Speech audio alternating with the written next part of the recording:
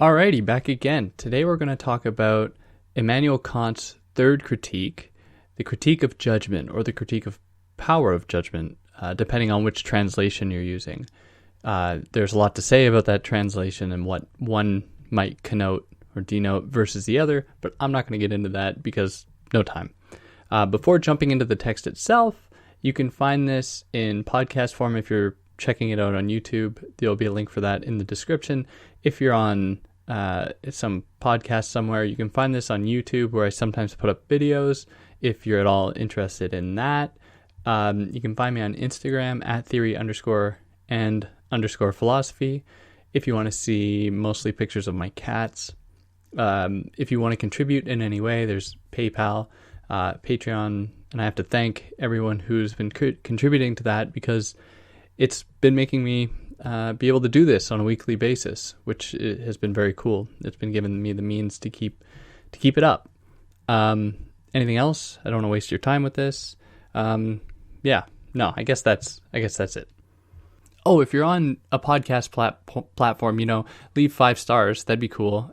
Comments, or on YouTube, subscribe. All that stuff is great. It helps me out a lot. Now I'll get into it. So this book is divided into 2 books. The first is called The Aesthetic Judgment, or dealing with the aesthetic judgment, whereas the second is dealing with teleological judgment. Now he's performing a critique of both, but there's some caveats to that, and we'll get to them when we get to them. Now I want to say that it's going to be very difficult, in my mind, to grasp what's going on here without reading the first critique, the critique of pure reason, and the second critique, at least, the critique of practical reason. Now, if you don't have time, I've covered them on this channel, and you can find them in my Immanuel Kant playlist if you want. That does nothing compared to actually reading it, but that might give you a little bit of a background, one that I think is necessary. Seeing as this is kind of the last book I'll probably do of Kant, it'll kind of complete what I think Kant, for the most part, is all about. So if you haven't listened to those other episodes, I'm going to give it a 30-second synopsis right here. So in the Critique of Pure Reason, Kant says, hey, we can't know just by thinking about the so-called truths of the world, if there are truths of the world. We can't know about something like immortality. We can't know about the soul. We can't know about freedom. We can't know about God just by thinking. So all we do know with our cognitive faculties is that the world presents itself to us in a way that is only accessible to us. That is, we are tethered, we are connected to the world through our senses. Now, by virtue of that, we don't actually get a sense of the world itself, or of objects in the world, or of other people. We only get a sense of their phenomena, as opposed to the noumenal. The noumenal is the thing that exists beneath the phenomenon, beneath the appearance that appears to us. So one way we can understand this is that, some people like the taste of, bell peppers, and other people do not. Now, does this say anything universal about bell peppers? No, absolutely not.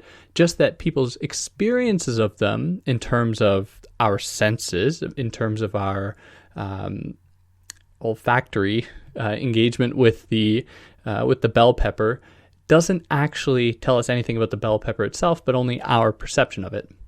Now, that's kind of what we get at in the first critique, and that he says, if we move beyond the realm of experience to try and explain like God, freedom, the soul, then we're just going to be led astray. We won't be able to prove anything because we are moving outside of the limits of our experience and thought capacity.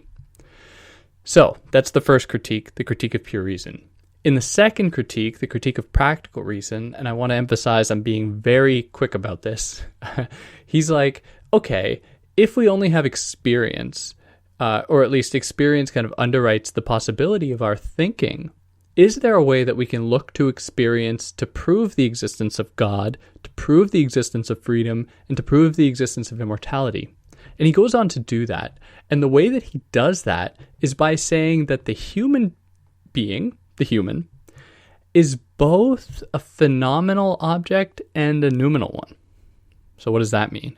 Well, when I look at another human, or I look at myself, let's say in the mirror, I only see a phenomenal thing because my eyes, if I'm looking, are taking myself in. If I have a hurt finger or something and I hold it with my other hand, I'm only experiencing that finger with my other hand touching it. I'm not experiencing the finger in itself. But we are also noumenal in that all objects have a noumenal side to them, the thing that we don't see or experience. And it is that kind of existing in between, the liminality, which is just existing in between, of the human between the noumenal world and the phenomenal world, that allows the human to engage with things that are beyond the phenomenal world, to transcend them. Now, I use that term with a little asterisk by saying that Kant says we can't ever appropriate this transcendence. We can't ever just go into this transcendent realm, but we can suppose it's there. And the fact that we have this connection allows us to have some degree of freedom in the world.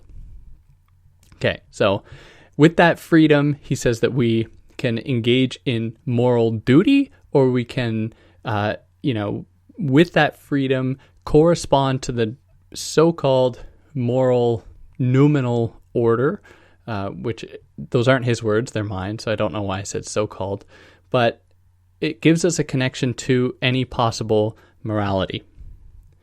All right, and this morality must come from something. It must come from some godlike being, but we have to be careful to detach that godlike being from any kind of religious affiliation. It is just a kind of architect, a kind of author of the world, the author of things, of the kind of possibility of morality. So in this book now, the third critique, the critique of judgment, he's going to demonstrate even further how this capacity of humans to not only just experience the world, to not only turn that experience into kind of knowledge, into cognition, into understanding, or with the understanding turn experience into some kind of cognitive faculty or some kind of cognitive understanding. There's a term and it's evading me, but whatever. He's going to say not only do we have those two possibilities, but we also have the capacity to look upon the world and wonder if it is the way it is because it should be the way that it is, if that makes any sense. And this is what he calls aesthetics, quite broadly. Aesthetics is that looking upon the world and wondering, is what I see, does it correspond to what I think the world is trying to be to itself, but to me as the person that experiences it? That's very broad, and we're going to get into it starting now. Remember when I said that'd only be 30 seconds? That's funny. So let's start with the preface. And in the preface, he says that judgment, or the power of judgment, exists between our capacity for reason and understanding. And he says reason belongs to the realm of pure practical reason, that is our ability to engage with the world, and understanding relates to the cognitive faculties that make or turn sense data, the experiences that we have of the world through our senses, to make sense of those, to cognize them.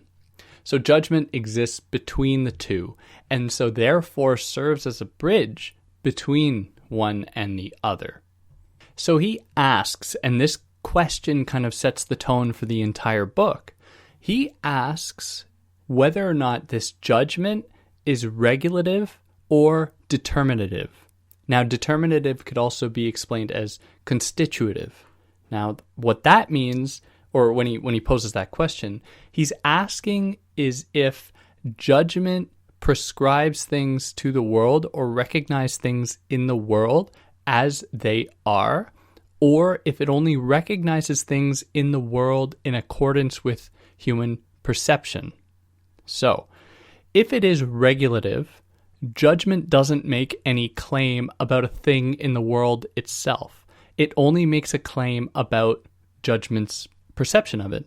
Whereas if it's determinative or constitutive, it is actually making a claim about a thing in the world itself. Okay, just an important thing to throw out there. And that propels us into the introduction. So in the beginning of the introduction, he kind of muses on what philosophy is. And it is for him, in relation to his broad system, that is what he's proposing in the first, second, and third critiques, for him, philosophy is either theoretical or practical.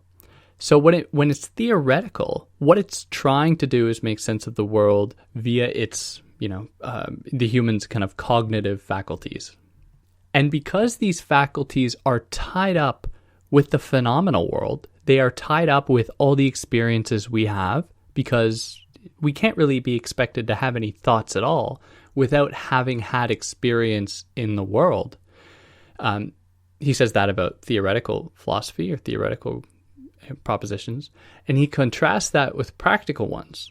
Now, practical ones move beyond, as I said just in the beginning here, that is in relation to the critique of practical reason, the second critique.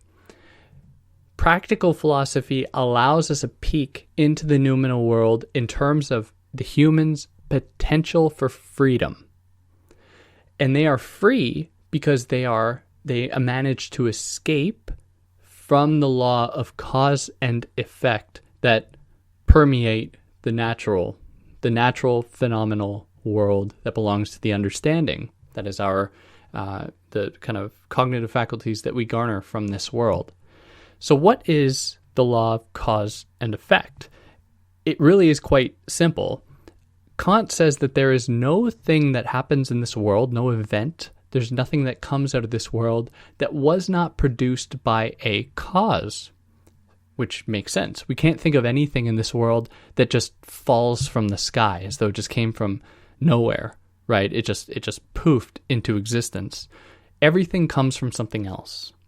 Now, the only way to get out of that is if we get out of the phenomenal world into, and this might seem totally counterintuitive because he calls it practical reason, where you'd think, well, practical reason seems to apply to practice, would have to apply to the material world. Whereas he's saying, no. When we engage with practice, that is pure practical reason for him, what we are doing is engaging with the human faculty to make choices. And these choices demonstrate some degree of freedom, which must demonstrate some kind of escape from the law of cause and effect. So both the domain of cause and effect of the phenomenal world and freedom of the noumenal world both correspond to laws. They both have laws. So in the phenomenal world, the law is cause and effect.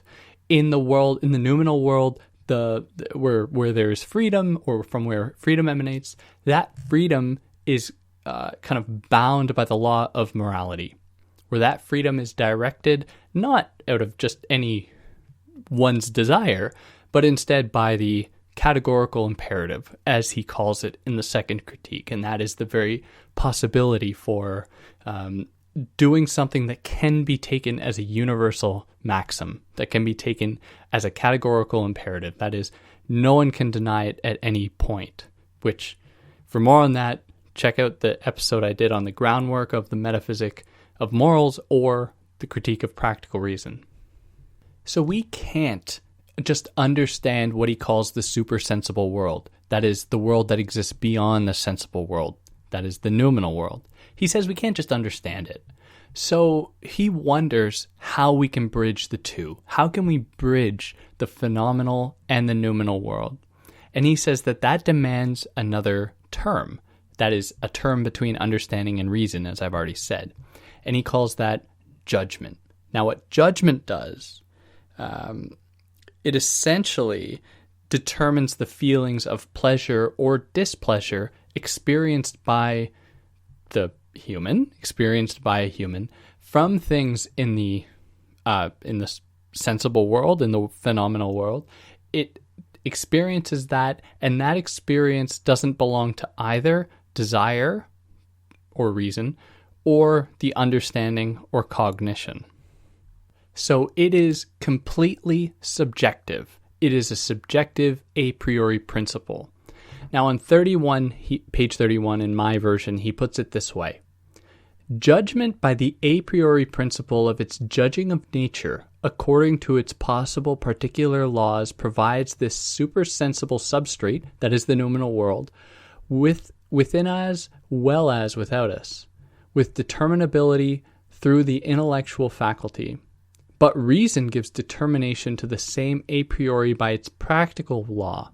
Thus, judgment makes possible the transition from the realm of the concept of nature to that of the concept of freedom. So whereas theoretical reason, that is, pertaining to the understanding, he proves through synthetic a priori reasoning, and practical reason, or pure practical reason, he proves through, a posteriori, theoretical, pure a posteriori reason. It is here that he's going to try and explain subjective a priori principles. That is, things that are universal but are subjective. And it is in that, the universal and the subjective coming together here in judgment, that he claims to be bridging the phenomenal and the noumenal worlds. So he taxonomizes these, or he kind of categorizes them as follows. So there are going to be, imagine in your head, 3 categories. One belonging to understanding, one belonging to judgment, and one belonging to reason. Let's start with understanding. Understanding corresponds to the realms of nature, knowledge, and conforming to law. That is the law of cause and effect. Judgment corresponds to art, pleasure and displeasure, and purposiveness, which I'll explain in a bit. And then finally, reason corresponds to freedom, desire, and the final end. So that, I'm throwing out these terms like saying reason and desire are the same thing. For Kant, they belong to the same camp. And again, for more on that, check out the other one. I swear I'll stop saying that in a minute. But reason and desire belong to the same camp. Understanding and knowledge and cognition all belong to the other camp. And then in terms of judgment, art and purposiveness and pleasure and displeasure all belong to that camp. So if a judgment of something is guided by what he calls a concept or a rule or a law, then he says that judgment is determining. So, for example, let's say I were to see a movie and I had a checklist, like a criteria, as to what constituted a good movie. I could look at this criteria list and see if the movie checked off the things that have been agreed upon universally to see if that was a good movie. I could then say whether or not it was. Let's say it wasn't. Then I am making a determining judgment of the thing.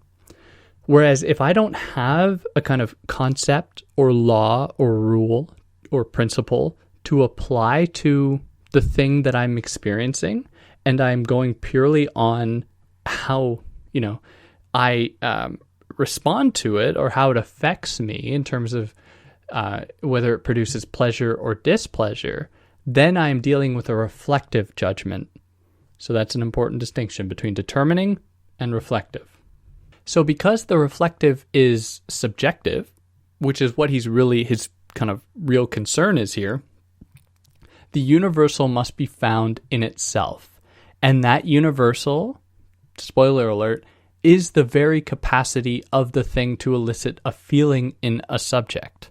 Now, without that capacity, without its ability to do that, then we couldn't have a judgment of it. So there must be something in the object that is universal in all objects that can do something to humans in its ability to move us emotionally, to elicit feelings in us that couldn't come from seemingly anywhere else, or that could have, but for some reason only came from that one thing. And there are, myriad examples where people walk into, art galleries and just start weeping, right? Because of the so-called beauty of the thing that they're witnessing. Or they walk into the Sistine Chapel and are just awestruck by the beauty of it. And it does something to them that they can't explain. That, it for some reason transcends, all of our cognitive faculties, our kind of moral dispositions, and just turns us into a total mess. Like we have no control over it. And that is what he's really focusing on here. How it is possible that things can do that to us. Unless, of course, there was something a priori within humans and these objects that allow that sort of connection. So in the case of a determining judgment, that is a judgment that checks to see if an art object or an object in the world is, proper because it corresponds to various laws. What that determining judgment is doing is looking to see if that object is operating in accordance with its concept, with the way that it should be. And that is what is called its purposiveness. What it is, whether or not it is able to accommodate what it is meant to be as it should be, according to the concept. Now, if we are dealing with the other kind of judgment that recognizes things without this kind of, concept to guide them, to make sense of them, then their purposiveness is unto us. It is to us as the capacity, in our capacity to experience them, that gives them their purposiveness. And because of that, it is a subjective purposiveness. Because even though there are these objects that seem to do something to humans, not everyone that walks into the Sistine Chapel has an experience. Not everyone that witnesses, a great work of art breaks down and weeps. And that tells us that, it is completely subjective. But what isn't subjective is that we can have experiences of things that can move us in ways that we can't understand. So while one person might get nothing from the Sistine Chapel, they might have a very strong, reaction looking at a tree or a flower in the world, and they might not have any understanding of it. They might look upon, a work of fashion, and it might, break them down in ways that they can't understand. So because the purposiveness under a reflective judgment doesn't give primacy to a kind of concept that exists outside of humans, we are now dealing with a transcendental argument. We are arguing that the thing exists in relation to the human cognition of it. And so we can find a kind of truth of the thing, not in itself, but in its connection to us, that has a connection to the thing.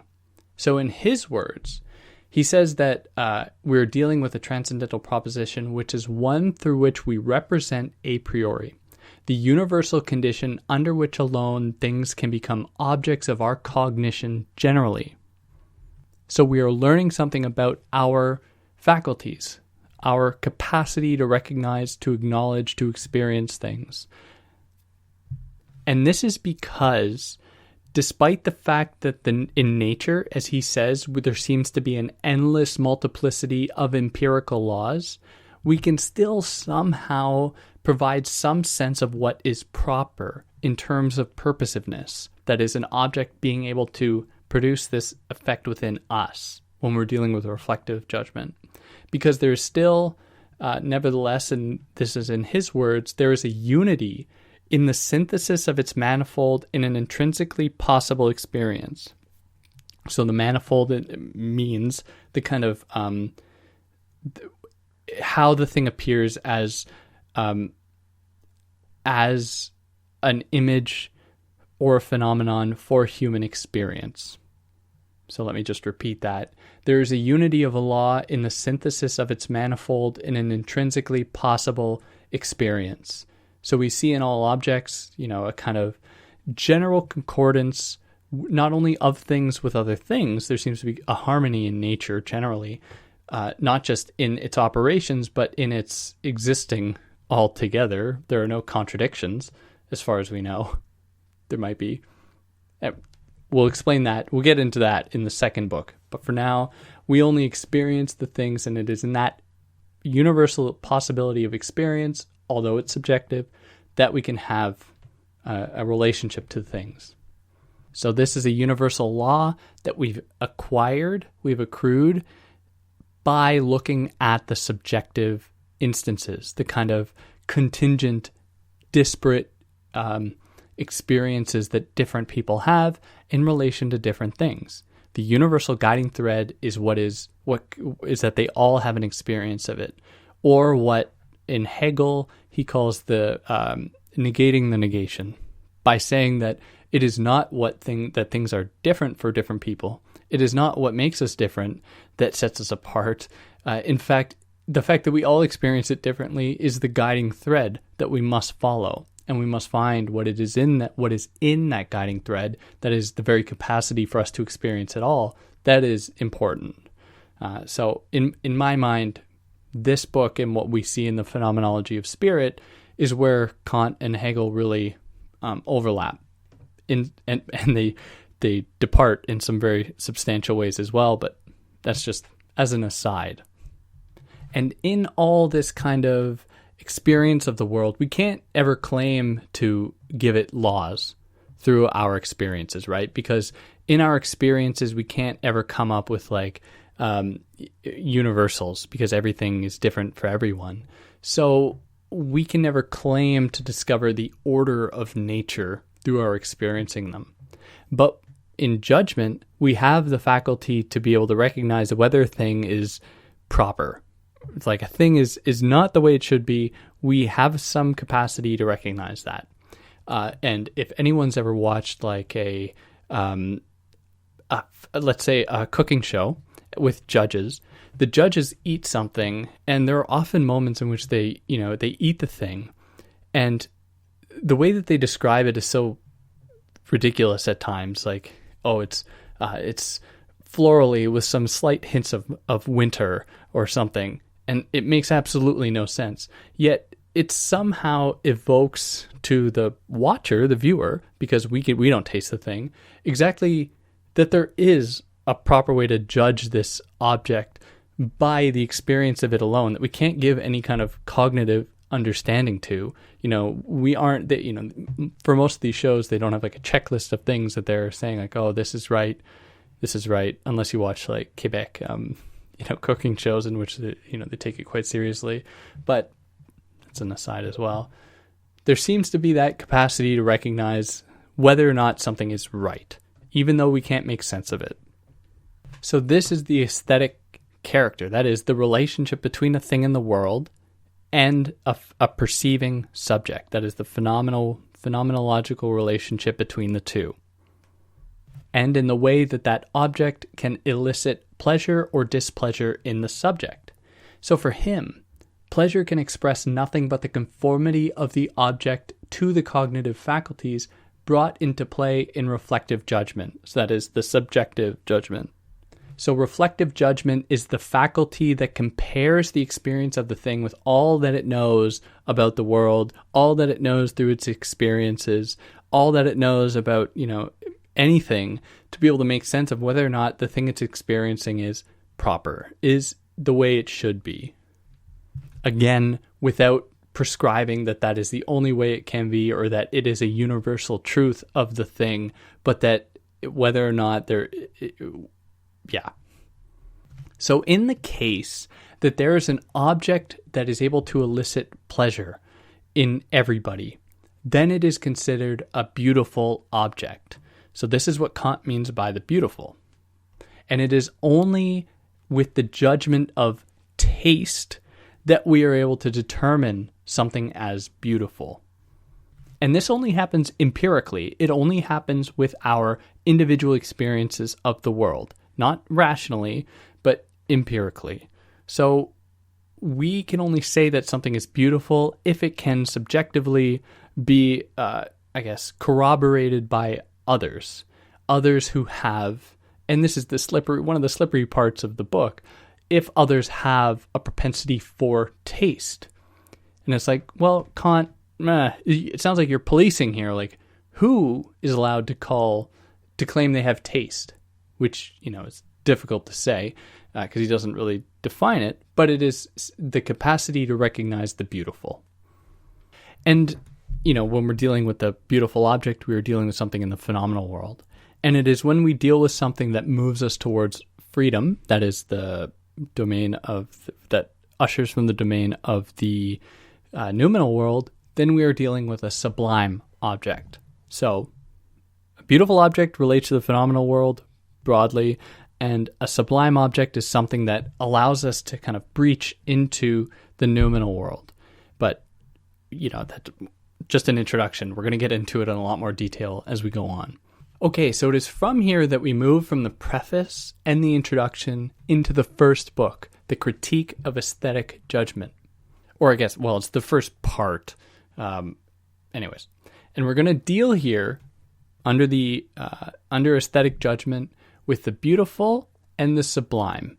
We're going to begin, though, with the analytic of the beautiful.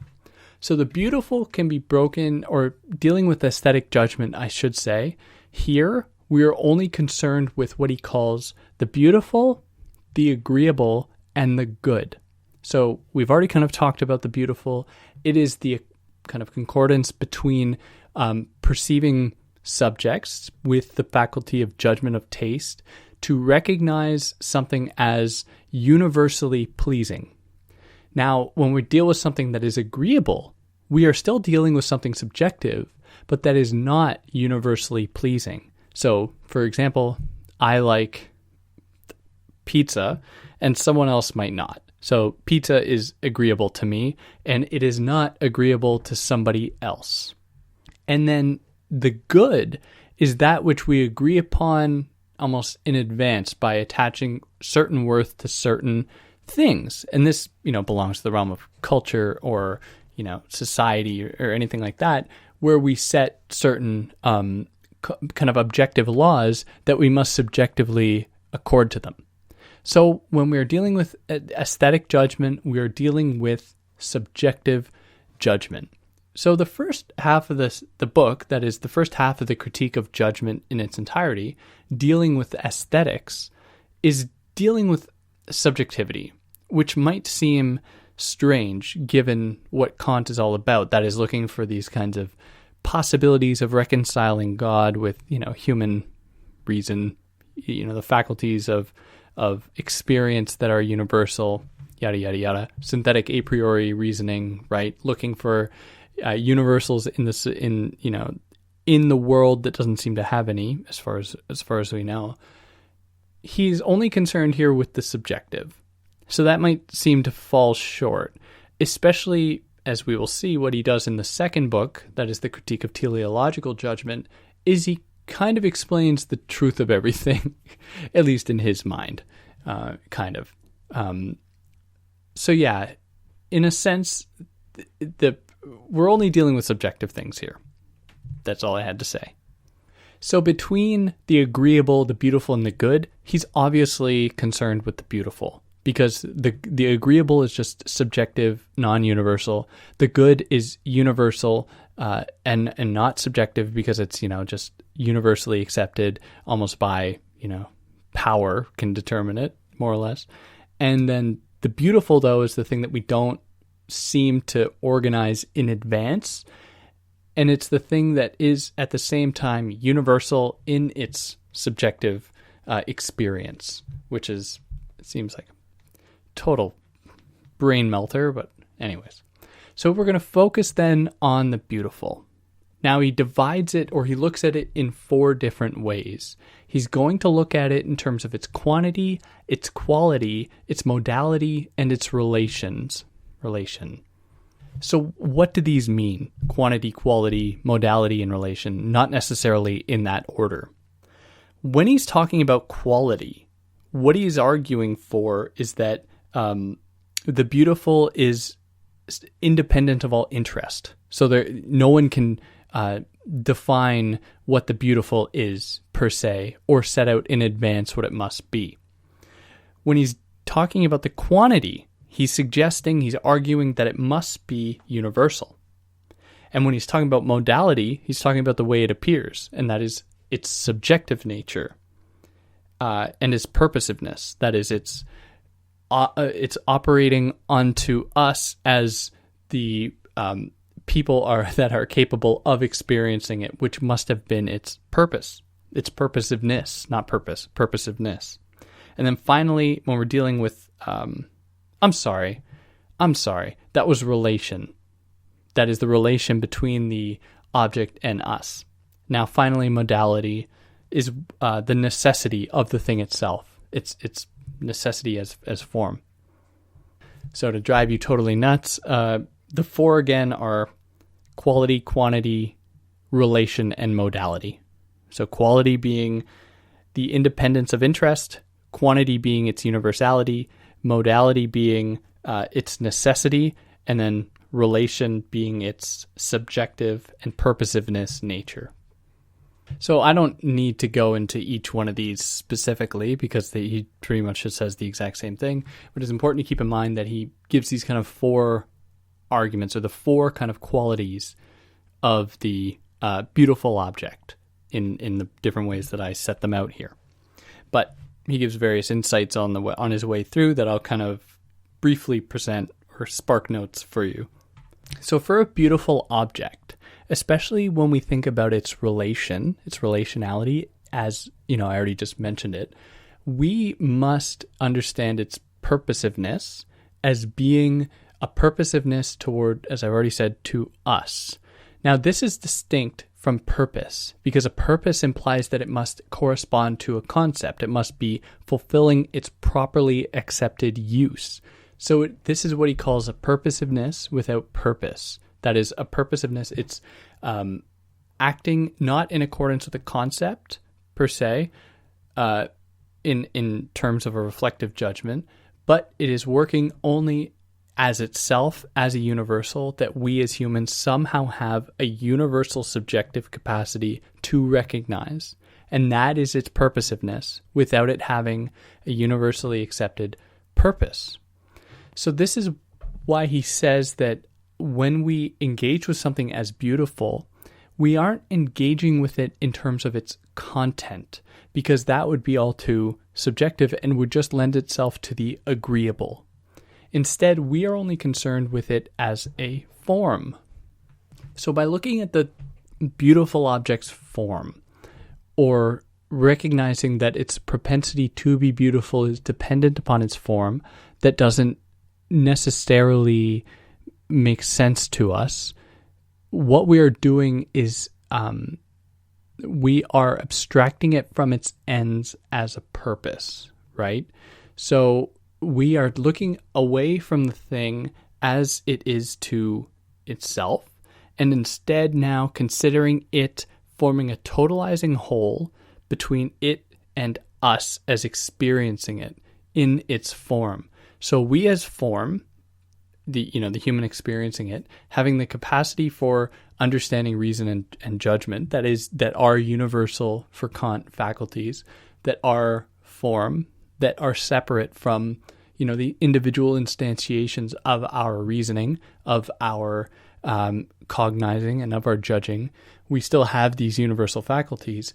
These three universal faculties in their abstract form are engaging with an object, not in terms of what it is to our senses immediately, but in its being a form that is beautiful and that corresponds to our other faculties forming that whole. Now, if you don't buy this, I don't blame you. It seems like a cop-out.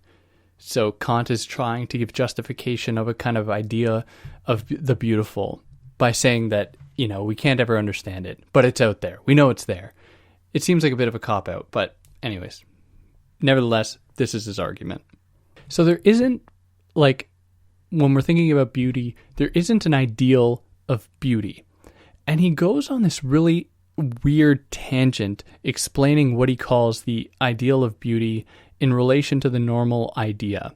So he gives an example, and he's like, well, if we were dealing with people's faces, let's say we were dealing with people's faces at the time, continental Europe, he said you could probably mathematically take the average of all the people's faces, different dimensions. So, distance between their eyes, and this is whoever has, any knowledge in, colonial studies, immediately alarm bells are going off because of this, like participating craniometry, like measuring brain size, or like just setting the tone for eugenics in trying to properly select, the beautiful people, which are invariably in colonial times, and obviously it continues on to this day, white people.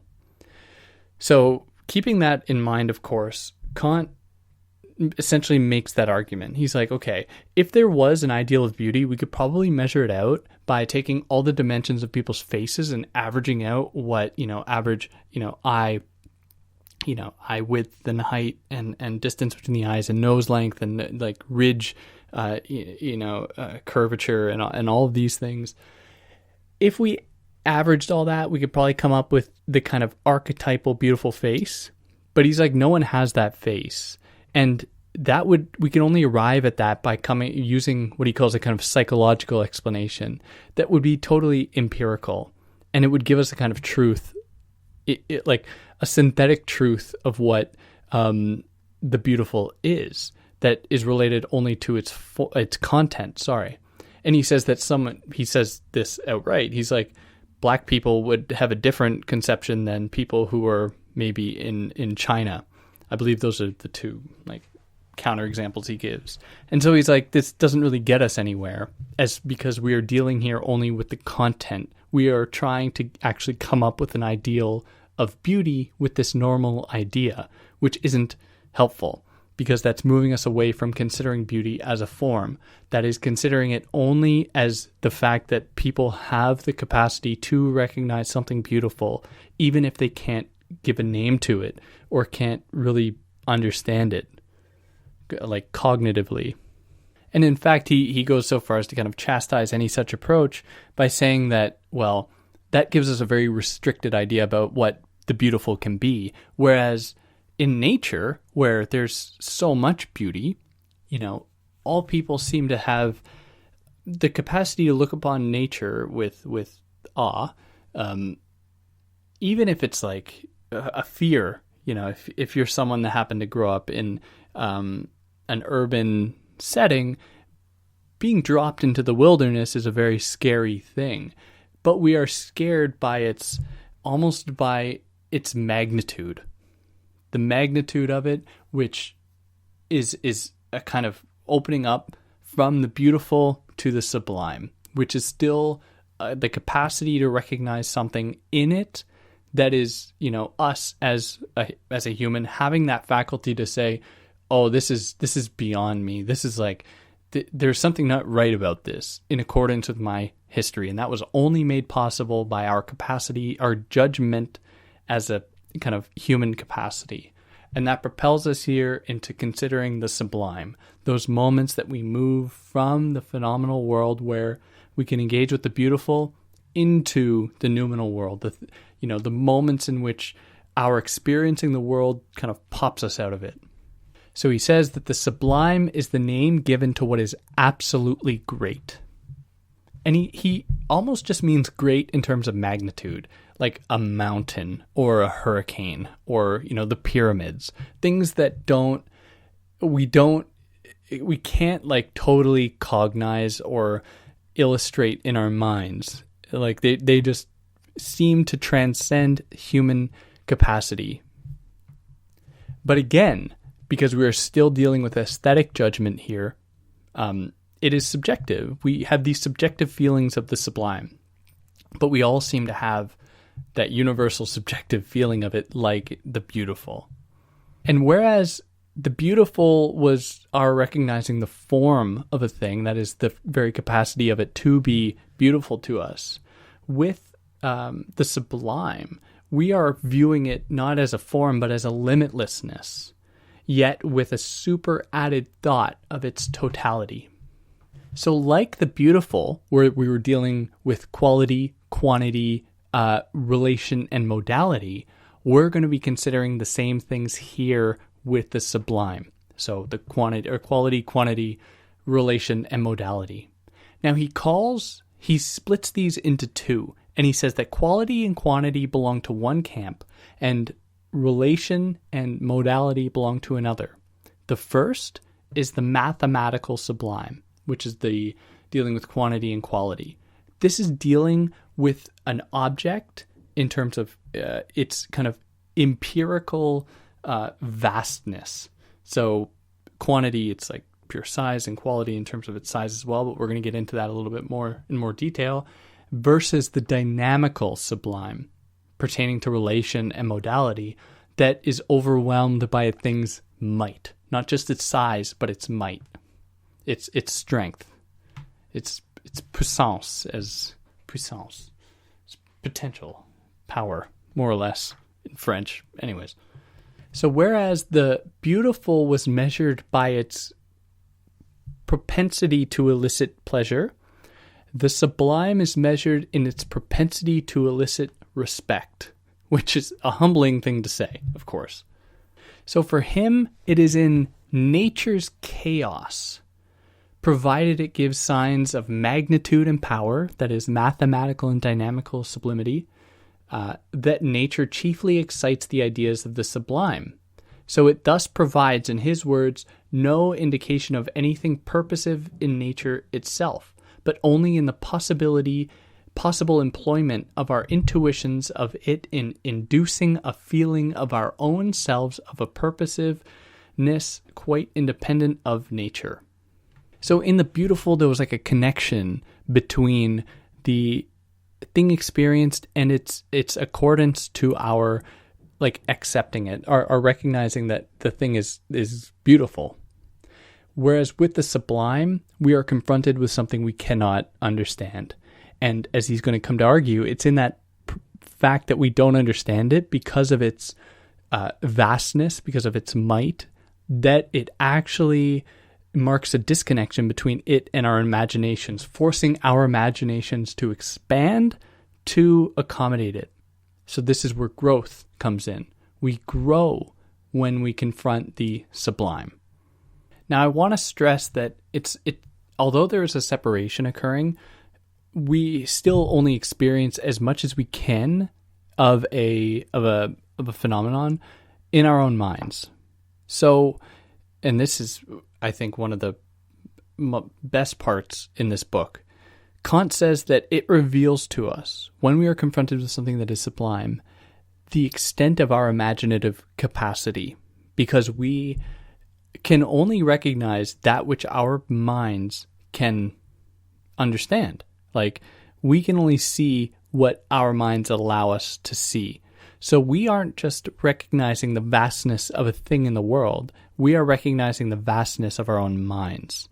So when we look upon the cosmos, we look upon constellations in the sky, we look upon the vastness of the pyramids, while we might not have a total picture of it, the thing that is moving us is still bound to our imaginations, in that what we see is absolutely tied to what our cognitive faculties are allowed to make sense of.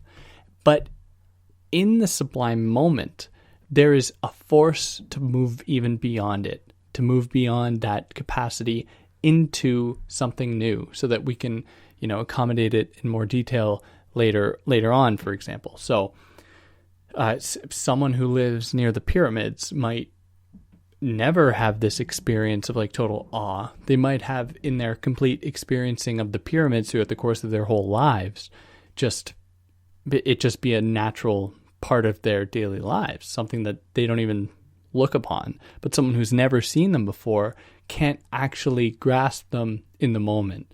But yeah, yeah. So like, if we're dealing with something like infinity, we can logically understand infinity. We could never aesthetically understand it. The infinite is never something that we can comprehend with our own minds, because it is just something that is beyond us. Descartes, in his first meditations on philosophy, which I've done on this channel if you're interested in, makes a similar argument. He says, if we're given a triangle, we can see what kind of shape it is because it has three sides, and it makes total sense to us. Now, if we go from that to a square, we can still make sense of the square because we can still see it has four sides. Now you keep going. You go from that to a pentagon, to a hexagon, to whatever 7 is, to an octagon that has 8 sides, to a 9-sided thing, to a dectagon, maybe has 10 sides. At that point, probably, we, by looking at it, don't actually know how many sides it has. We have to actually go and count them. Now, imagine going up to like a 30-sided thing. We don't actually know what we're confronted with. We don't know how many sides the thing is. So there comes a point, and it might be maybe between 10 and 12 sides. Who knows? It's subjective for, who would be able to recognize it. Between 10 and 12 sides, maybe up to, who knows, up to 15, whatever. There becomes a point in which all the rest just kind of blend together because it extends beyond our imaginative capacity. We can't recognize it in its specificity beyond a certain point. So it pushes us to kind of adapt to it, to understand it.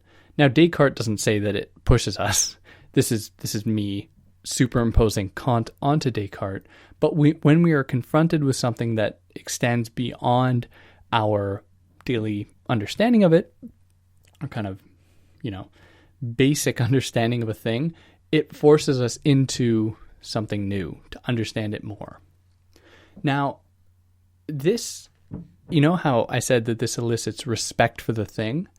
Kant then says, because what we are seeing when we see the vastness of something is the vastness of our own imaginative capacities to understand it, what we are also doing then is recognizing the supremacy of our cognitive faculties on the relational side over the greatest faculty of sensibility. So we have a respect then too for these kind of our capacity to recognize these things. So that pretty much encapsulates the mathematical sublime, dealing with like vastness, just pure size almost. Now let's talk about the relation of the sublime. So the relational and the modality, as we'll get into, deal with the dynamical sublime, not just the mathematical. And what this means is not only looking at a thing in terms of its size, but looking at the thing in its capacity to be, in his words, have a superiority to hindrances, to be able to circumvent barriers, to be able to breach through defenses or problems or, roadblocks. But he adds an interesting caveat here, and he says that even though what we recognize to be dynamically sublime has a power that is greater than us, greater than ourselves, in order for it to be considered dynamically sublime, it cannot stoke fear in us. It can only be respect. We can't be scared of the thing, because then it's something else entirely. Now, the distinction between fear and respect should be attended to a little bit here. Because while we don't have fear of the thing, because fear would mean that we'd evade it, we just run away. Like if we confront a bear in the woods, we just probably run away from the bear. We don't confront it and try to, defeat the bear to overcome the bear. We just run away from the bear. This doesn't mean that for Kant, nature can't be fearful. So it is, in its being fearful, is something that, tries to stoke fear in, a perceiving subject in its might, like a waterfall or a moving river, for example, where, how many movies, we see people fall prey to a river and the river just commands them. The river isn't huge. The river doesn't appear to be all that commanding, yet it does something to us that we, need to really work at to overcome. But we aren't, you don't see a river and are scared. But it is when we are fearful of something, like in the case of a river, which again, I'm just maybe I'm being a little bit, trying to mark out this difference between being fearful or something being fearful and fear itself. But in this experience or this recognition of something as containing a might that is greater than us, we then adapt to supersede that might. So if this fear is handled and the fearfulness is overcome, it gives us courage to be able to measure ourselves against the seeming omnipotence of nature. So then, therefore, in his words, nature is here called sublime merely because it elevates the imagination to a presentation of those cases in which the mind can come to feel the sublimity of its own vocation enter over nature. So even against those things that are considered having a lot of might, we can overcome it. Just like when we recognize the universe in its vastness, we are also recognizing the vastness of the human mind. So that puts us here into the second component of the dynamical sublime, dealing with modality.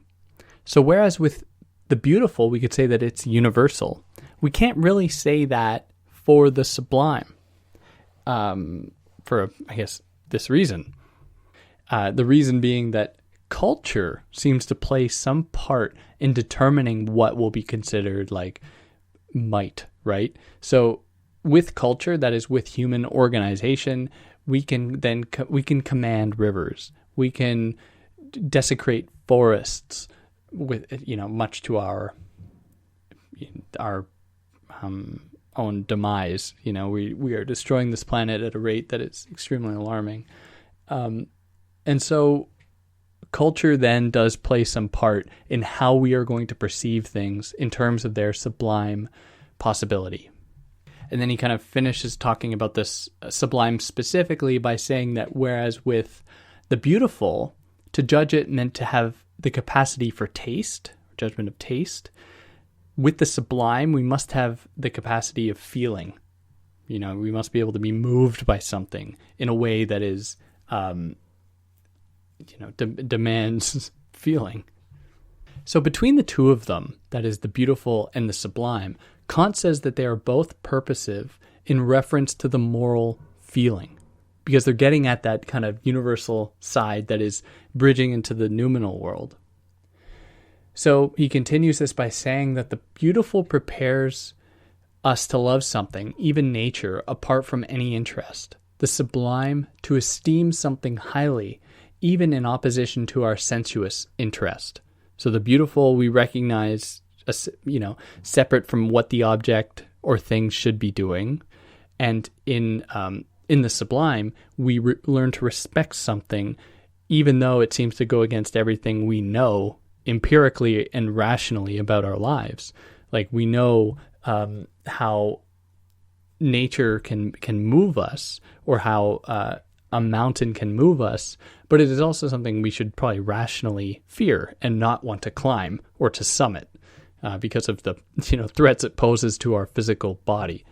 But that's exactly what he's getting at with judgment, somehow, or this discourse of judgment, explaining that there are components of our acting, of our experiencing the world, that do not simply lend themselves to our cognitive faculties or to our kind of practical faculties, are existing in the world in terms of reason and desire. So from here, and if you ever read this book, you'll be able to justify or to corroborate this. Kant gets really repetitive in that he goes on to prove the kind of subjective yet universal nature of the sublime. And so I don't want to just do that because it's going to be repetitive and it's going to be confusing, and in my mind not totally necessary, at least not with what someone is going to be providing you in a couple hours on YouTube or wherever you found this.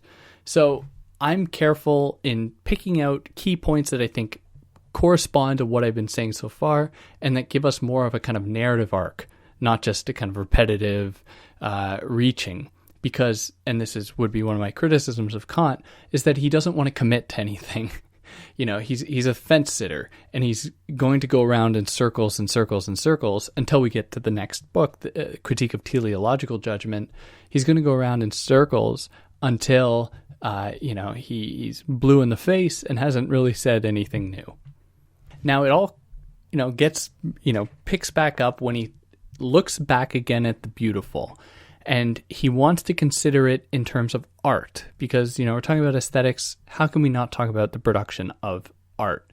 and because the sublime doesn't really correspond to art all that much, because we aren't dealing with something that is just beyond our comprehension, like a typhoon or hurricane or the solar system, the universe. We are going to deal specifically with the beautiful in terms of art, for now at least. And also we're going to talk about nature a bit. I'm sorry that I'm getting a little bit off track. I'm just trying to think about the best way to present this, even though I have my script that I'm starting not to like at this moment. But anyways, so when we say that something is an artwork, what we are saying is that there was essentially a desire behind it being a work of art. Even if it's just someone putting a banana peel on a wall and calling it art, it is art in that it was considered to be, or given the status of art by the maker. So he says that in the case of nature, let's say we look upon a beehive and we say that, it looks so beautiful, like in the case of the beehive, like it looks like a work of art. Kant says that isn't actually a work of art because it wasn't made with the intent of being art. So art he proposes another distinction between like absolute art, saying that is like something absolutely made to be art, like a painting or sculpture or something, where we could call art, inscription, like tattooing might be something, for example, that, humans have been doing for thousands and thousands of years, that wouldn't be at every time considered to be made for the sake of art. Yet it is something that we can understand as art because it is made by humans, not instinctively, but like culturally, as a means of kind of appealing to the senses of aesthetic judgment, if I can just use the Kantian term. And art is therefore distinct from like craft, because crafting corresponds to like very fundamental rules, right? You learn how to craft something, and you will craft the shoe over and over and over again. And it is only when you get imaginative that you can call it art. So art is then reserved for geniuses. And I don't know how this word, what this word is in the original German, but genius seems to have like a certain connotation in English that I'm not sure is what Kant had intended, because, genius often means for us someone who is well versed in like strict, theory. They've learned all the rules, whereas when dealing with a beautiful art object, it is something that actually supersedes. It transcends the rules into the imagination, into creativity. And we don't often call creative people geniuses, at least not in my mind. But anyways, that's neither here nor there. So despite this, he says that art still has rules to some extent. Like there's, if I were to design a room, let's say for a big celebrity, design their living room, they would probably walk in and want to vomit all over the floor because of how bad of a job I did. Now, they wouldn't know why. Perhaps they would just know it was wrong. But it is in that very fact that art seems to abide by rules, and these rules are changing all the time, absolutely. But there are still rules. Like that's why we have something called fashion. The Marxist explanation would be like different from that, but for Kant, maybe this is why we have fashion, in that it demonstrates the fact that we have these rules, even if they are unseen, unwritten rules. So Kant goes so far as to say that Newton isn't a genius because Newton only follows rules. And he doubles down on Newton at a few different parts, especially in the critique of teleological judgment. But he's like, Newton, we were definitely going to arrive at Newton for Kant.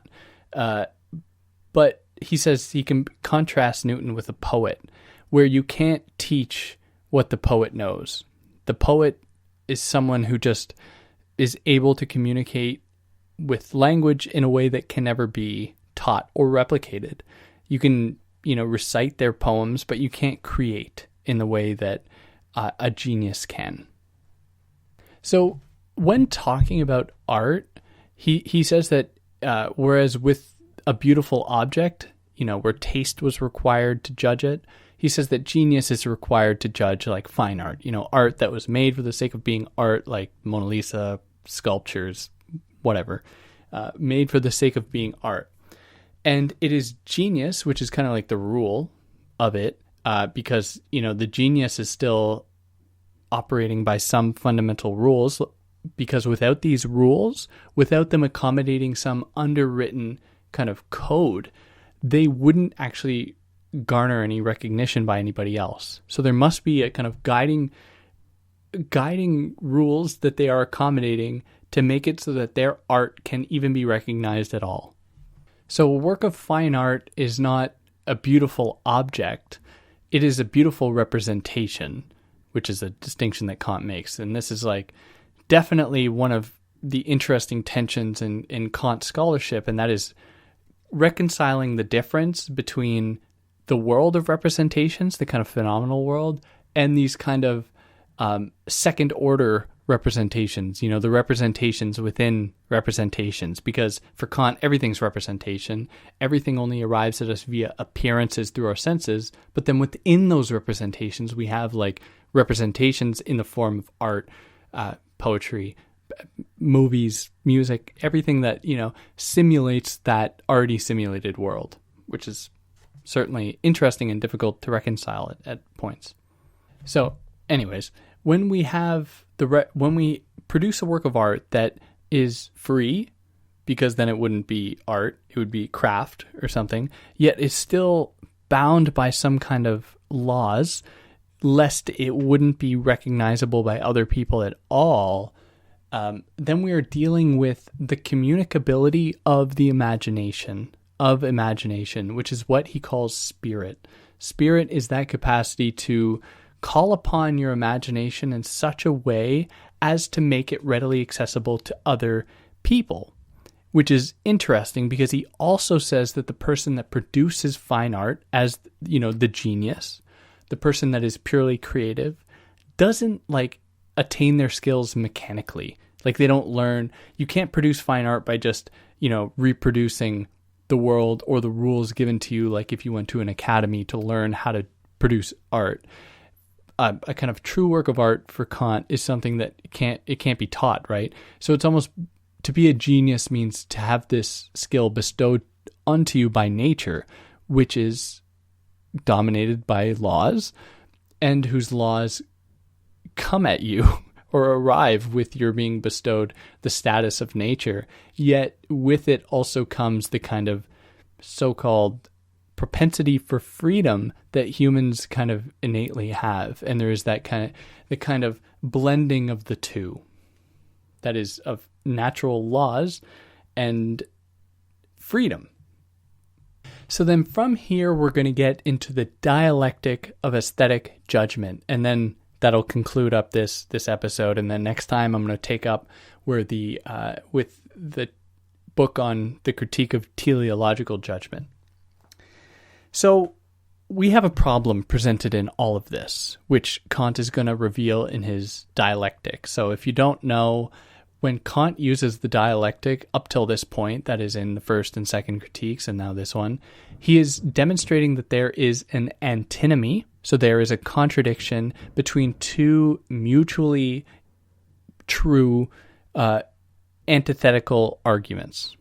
Now, the difference here is that in the other critiques, I'm sorry if you can hear a banging. My landlord's doing renovations and it's driving me. It's been months and it's the worst thing ever. But anyways, whereas with pure reason and pure practical reason, he demonstrated that these two approaches arrived at illusions because they tried to claim universal truths, like in the existence of God or immortality, the soul, anything like that. Whereas they tried to evince universal truths. We can't say that really about aesthetic judgment so far because we are only dealing with the subjective here, right? We've only been dealing with subjective principles. So how can we say that it's false? So instead, he's like, we have to consider the dialectic in terms of the claim to universal taste, dealing with judgment claiming a capacity to recognize universally, and how this is supposedly connected to a priori principles. So here is the thesis and the antithesis of taste, where for him the thesis is that there is no universal principle because it is subjective lest it conform to concepts, truth. And the antithesis is that there is a universal principle because without it, we wouldn't be able to talk about taste at all. So let me put that in other words. For him, he puts forward the thesis that there is no universal concept that determines our judgment of something, our taste of a thing, because then we could say that, oh, well, your taste to someone else, like, oh, your taste is wrong, or there's like a true taste, and we can essentially hone everyone's propensity for judgment of taste. We can hone that in order to arrive at the truth of taste. So he says that's one idea. The other idea is that there is a universal principle, and that there must be, because if there wasn't, there wouldn't be any way for us to actually talk about taste at all. There must be some guiding universal thread that makes it possible. So he says that these two propositions are equally true, and in fact, if we just follow them on into their, to their extremes, neither one cancels the other out. So we have an antinomy. We have two equally possible theses that are held up somehow. So he's going to try and resolve that here. And he resolves it by demonstrating that the thesis, the idea that there is no universal principle, belongs to the sensible world, the phenomenal world, whereas the antithesis, that there is a universal principle, is a truth pertaining to the supersensible world. So the thesis exists phenomenally. The antithesis exists in the world of the noumenal. So, this is a bit of a cop-out by saying that, oh, well, the universal truth is there, but that we just can't understand it because it belongs to the supersensible world. But I think that he's right in some respect, because we do have a capacity to recognize things as beautiful. And he kind of borrows this from what he develops in the second critique, because he says that we can't say that any single action is right or wrong, but we do have the capacity to recognize something as being right, because if we didn't, then we wouldn't have any reason to do anything at all. Like, we must do things because we think them to be right, and the very capacity that we have to think something to be right gives us kind of purchase on a universal truth, I will say, of the human capacity for the recognition of what is right, and the same can be applied to what is beautiful. And so it is in this way that judgment connects the singular domain of the sensible with the universal domain of the supersensible. And with that, I will just stop this, because that finishes up the critique of aesthetic judgment. And next time I'm going to pick up on the second half, beginning with the critique of teleological judgment, which should be a lot shorter than this. Sorry for the banging, if you could actually hear it. It's been driving me insane. But yeah, if you made it this far, and you got something from it, consider liking, commenting, sharing. Who knows, your family members might love this. They might not. Who knows? Subscribing, that'd all be great. And I'll catch you next time. So take care.